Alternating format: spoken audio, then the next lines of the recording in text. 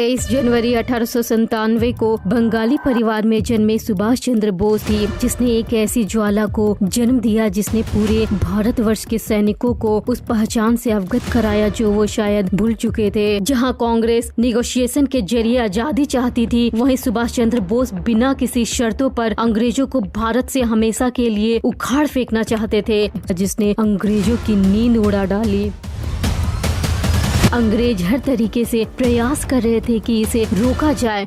क्या आप पूरी तरह खिले हुए गुलाब की खुशबू चाहते हैं? यदि हाँ, तो आपको कांटों को स्वीकार करना होगा। क्या आप मुस्कुराती सुबह की मिठास चाहते हैं? यदि हाँ, तो आपको रात के अंधेरे भरी रातों से गुजरना होगा। क्या आप स्वतंत्रता का आनंद और मुक्ति का सुख चाहते हैं? यदि हाँ, तो आपको कीमत चुकानी होगी, और स्वतंत्रता की कीमत पीड़ा और बलिदान है।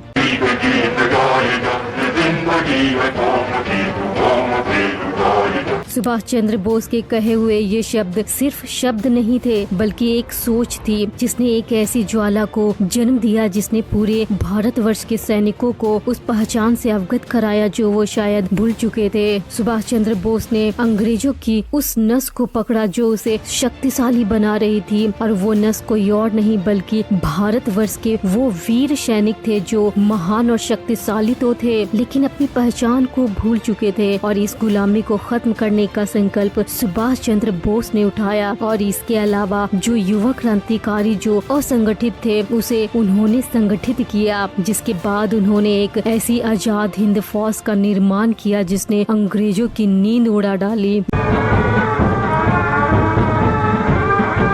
जिसने ब्रिटिश साम्राज्य की ताकत को चुनौती दी, जिसे वीरता की मानव इतिहास में कोई मिसाल नहीं मिलती। जिन्होंने राजनीति में कदम रखने के बाद जब कांग्रेसियों को चरखा और तकली चलाते हुए पाया, तो उन्होंने दो टूक बातें सुनाते हुए कहा, माय डियर सर्स, आपको आजादी पाने के लिए इससे कहीं ज्यादा और कहीं कुछ करने की जरूरत है। 23 जनवरी 1897 को बंगाली परिवार में जन्मे सुभाष चंद्र बोस बचपन से ही तीव्र बुद्धि के बालक थे। 15 की उम्र में जहां बच्चे खेलों में व्यस्त होते हैं, वहीं सुभाष चंद्र बोस ने एक अलग ही रास्ता चुना। वो ऋषि मुनियों और सन्यासियों के पीछे भागते हुए नजर आए, शाकाहारी भोजन को अपना दिनचर्या बनाया और स्वामी विवेकानंद को अपना आदर्श। Sisters and brothers of America. यहाँ तक कि 1915 के पूरे साल उन्होंने डिवोशनल लिटरेचर को गंभीरता पूर्वक पढ़ा। बावजूद इसके वो मैट्रिक एग्जाम में दूसरे नंबर को हासिल करने में सफलता प्राप्त करते हैं, जिसके बाद 1917 को उन्होंने कलकत्ता के स्कॉटिश चर्च कॉलेज को ज्वाइन किया। बचपन से ही उनका दिमाग एक वॉरियर की तरह एक्ट करता था। वो आर्मी में जाना चाहते थे, लेकिन रास्ते आसान नहीं थे। इसके लिए उन्होंने अपनी आगे की पढ़ाई इंडियन सिविल सर्विसेज की इंग्लैंड में की,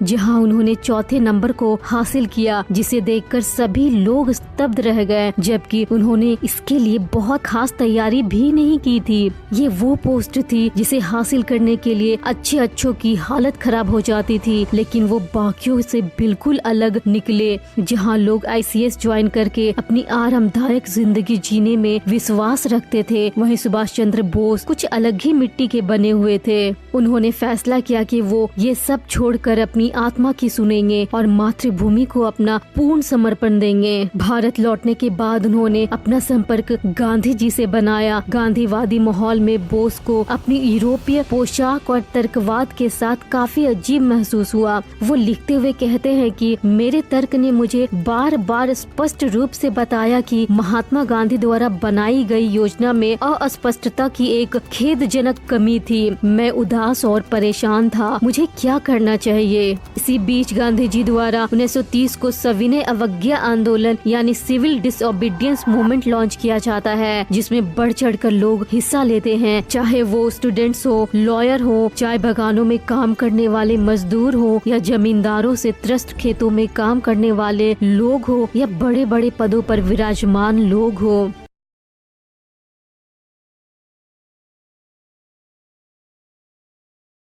अंग्रेज हर तरीके से प्रयास कर रहे थे कि इसे रोका जाए, जिसके कारण ये पद यात्रा वायलेंस की तरफ तब्दील हो जाती है। और इसी बीच चौरी चौरा कांड होता है, जिसमें कई सारे पुलिस को चौकी में लॉक करके उसे जला दिया जाता है। ये बातें जैसे ही गांधी जी के कानों में जाती है तो वो इस मूवमेंट को तत्काल रोक देते हैं। भारत की स्वतंत्रता को पीछे कर लिया जाता है, जिसे देखकर न सिर्फ पूरा देश बल्कि सुभाष चंद्र बोस का क्रोध चरम सीमा पर पहुंच जाता है और वो कहते हैं कि एक विशाल देश में ऐसी हिंसा होना अटल है। आगे लिखते हुए वे कहते हैं कि तानाशाह के फरमान का उस समय पालन किया गया, लेकिन शिविर में नियमित विद्रोह लगातार चल रहे थे। जब जनता का उत्साह चरम पर था तब पीछे हटने का आदेश देना राष्ट्रीय आपदा से कम नहीं था। लोगों का मानना था कि जो देश स्वतंत्रता की लड़ाई लड़ रहा हो उसे हमेशा सक्रिय रहना चाहिए। रूढ़िवादी कांग्रेस के द्वारा कोई बदलाव नहीं के लिए मतदान किया गया। इसके बाद सुभाष चंद्र बोस देशबंधु के साथ मिलकर स्वराज्य पार्टी में शामिल हो जाते हैं और परिषद में प्रवेश की वकालत करते हैं, जिसके बाद सुभाष चंद्र बोस की सक्रियता के कारण चुनाव में स्वराज्यवादियों के द्वारा भारी जीत हासिल की जाती है। देशबंधु कोलकाता के मेयर चुने जाते हैं और सुभाष चंद्र बोस उनके चीफ एग्जीक्यूटिव ऑफिसर के रूप में नियुक्त किए जाते हैं। सुभाष चंद्र बोस एक क्रांतिकारी बन चुके थे, जिन्होंने रचनात्मक कार्य किए, जैसे सैकड़ों प्राइमरी स्कूल खुलवाना और डिस्पेंसरीज खुलवाना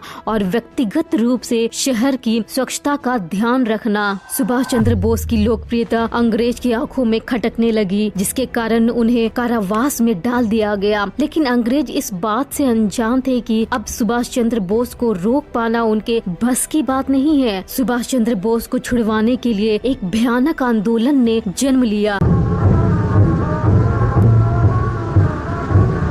इसके बाद ना चाहते हुए भी सुभाष चंद्र बोस को उन्हें छोड़ना पड़ा।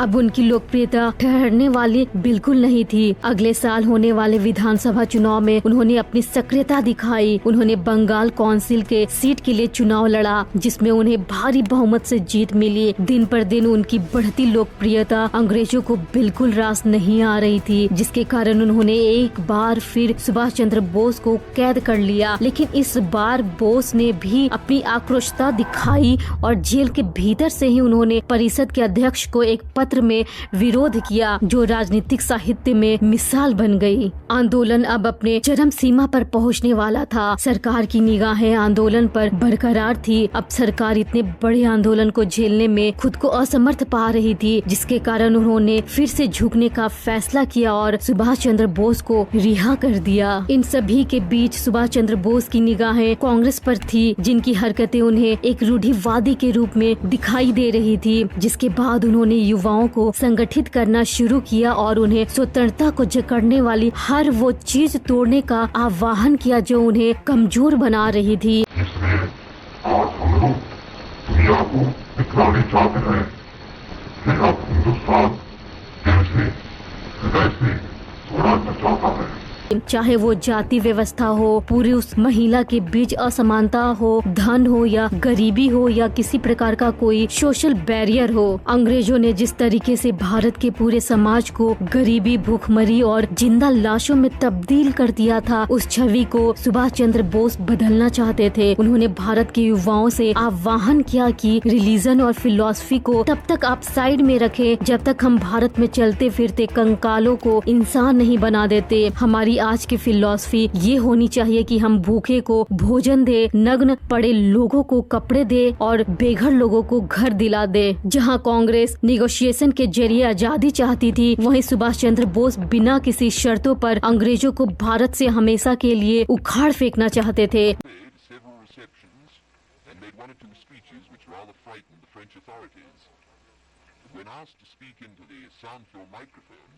गांधी इरविन समझौते ने सुभाष चंद्र बोस के आक्रोश को और तेज कर डाला, जिसकी आलोचना करते हुए इसे वो अंग्रेजों के सामने सरेंडर करने का नाम देते हैं। सुभाष चंद्र बोस ने इसके बाद गांधी जी को चुनौती देते हुए त्रिपुर कांग्रेस के लिए प्रेसिडेंटशिप का चुनाव लड़ा, जिसमें उनकी भारी बहुमत से जीत हुई। कांग्रेस के कई लोग इस बात से काफी नाखुश हुए। इसके बाद उन्होंने सुभाष चंद्र बोस को इतना मजबूर कर दिया कि उन्हें प्रेसिडेंटशिप से रिजाइन करना पड़ा। बावजूद बावजूद इसके वो कई सारे फ्रीडम मूवमेंट में सक्रिय रहे, जिसके कारण उन्हें दोबारा हाउस अरेस्ट में डाल दिया गया, जहां उनकी सोच ने सबसे बड़ी उड़ान भरी और उन्होंने इस बात को भली भांति भाप लिया कि वर्ल्ड वॉर 2 उनके लिए एक सुनहरा मौका साबित हो सकता है ब्रिटिश साम्राज्य को भारत से हमेशा के लिए उखाड़ फेंकने के लिए, क्योंकि उनकी तीव्र बुद्धि ये बहुत ही बेहतरीन तरीके से समझ चुकी थी कि दुश्मन का दुश्मन दोस्त होता है। और एक्सिस पावर जो कि इंग्लैंड के खिलाफ लड़ रही थी और जिसको लीड करने वाले नाजी जर्मनी और फासिस्ट इटली और रशिया थे, उनका साथ लिया जाए। अब उनकी सोच वहाँ से शुरू होने वाली थी जहाँ से कांग्रेसियों की सोच खत्म होती थी। उन्होंने फैसला किया कि वो भारत से बाहर रह रहे भारतीय प्रवासियों को इकट्ठा करेंगे और एक ऐसी फौज का निर्माण करेंगे जो अंग्रेजी शासन को ऐसी चुनौती देगी जिसे सहन कर पाना अंग्रेजों के लिए नामुमकिन होगा। हाउस अरेस्ट से निकलने के लिए उनके द्वारा एक ऐसी तरकीब अपनाई जाती है जो शायद इतिहास के पन्नों में अमर हो चुकी थी, जिसका किसी के पास कोई वर्णन नहीं मिलता। वे जनवरी 1941 को पेशावर से काबुल की तरफ रुख लेते हैं और मस्को से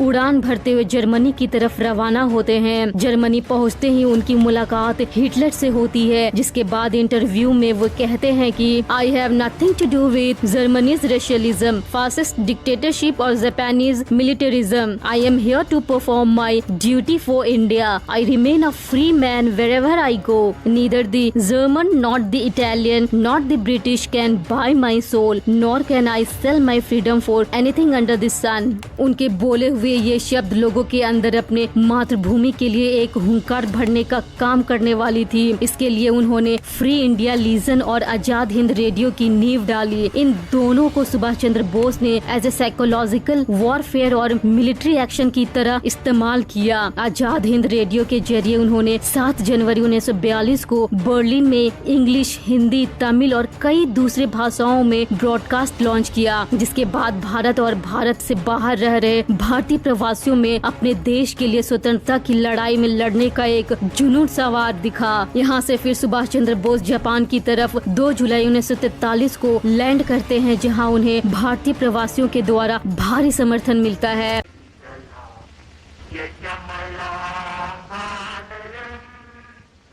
12 फरवरी 1942 को जापान के सपोर्ट से मनमोहन सिंह के द्वारा आजाद हिंद फौज यानी इंडियन नेशनल आर्मी की स्थापना की जाती है, जिसका दायित्व 4 जुलाई 1943 को रास बिहारी बोस के द्वारा सुभाष चंद्र बोस को सौंप दी जाती है, जो कि एक बहुत बड़ा टर्निंग पॉइंट भारत देश की आजादी में साबित होता है। यही वो वक्त होता है जब संगीत कदम कदम बढ़ाए जा की गूंज पूरे विश्व में गूंजने लगा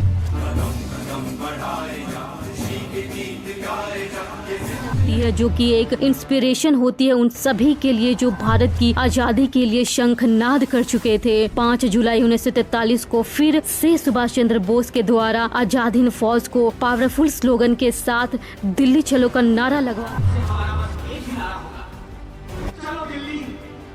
हैं। इसके बाद जापानी आर्मी और आजाद हिंद फौज साथ में कोहिमा और इम्फाल पर मैग्निफिसेंट जीत हासिल करती है। सुभाष चंद्र बोस 21 अक्टूबर 1943 को भारत के लिए इंटरिम गवर्नमेंट की स्थापना करते हैं, जिसे 9 देशों का रिकॉग्निशन मिलता है, जिसमें Germany, Italy, Japan, Philippine, Korea, चीन, मंचुको और आइलैंड शामिल होते हैं। जिसके बाद अंडमान और निकोबार आइलैंड इंटरिम गवर्नमेंट के अंदर आ जाती है, जहाँ उनके द्वारा स्वतंत्र भारत के झंडे को 30 दिसंबर 1943 को फहराया जाता है। लेकिन दुर्भाग्यवश 18 अगस्त 1945 को खबर आती है कि सुभाष चंद्र बोस की प्लेन क्रैश में डेथ हो चुकी है, जो कि एक बहुत बड़ा सदमा होता है उन सभी भारतीय प्रवासियों के लिए जो भारत की स्वतंत्रता के लिए सब कुछ कुर्बान कर चुके थे। उनके मृत्यु के तुरंत बाद 17,000 आजाद हिंद फौज के सैनिकों को गिरफ्तार कर लिया जाता है, जिसमें मुख्यतः प्रेम सहगल, गुरबख्श सिंह ढिल्लोन और मेजर जनरल शहनवाज खान होते हैं। ब्रिटिश के द्वारा किए हुए इस हरकत ने भारत के पूरी आम जनता को एक धधकती हुई ज्वालामुखी का रूप दे दिया, जिसके बाद आजाद हिंद फौज के सैनिकों को छोड़ने के लिए जगह जगह प्रतिशोध वाले आंदोलन शुरू होने लगे, जहां स्लोगन दिया जाने लगा, लाल किले को ध्वस्त करो और आजाद हिंद फौज को रिहा करो। इन्हीं आंदोलन के बीच लगभग 326 लोग अंग्रेज पुलिस के असहनीय अत्याचार के शिकार होते हैं। ब्रिटिश सरकार ने इन तीनों क्रांतिकारियों को आजीवन कारावास का फैसला सुनाया, लेकिन जनता के आक्रोश ने इस फैसले को बदलने के लिए मजबूर कर दिया, जिसके बाद उन्हें तत्काल रिहा कर दिया जाता है। ये ऐतिहासिक जीत पूरे भारत की जीत थी। गांधी जी, जवाहरलाल नेहरू और सरदार पटेल ने आजाद हिंद फौज के वीर सैनिकों की प्रशंसा की और उनके बलिदान को सर्वोच्च बलिदान के रूप में सराहा।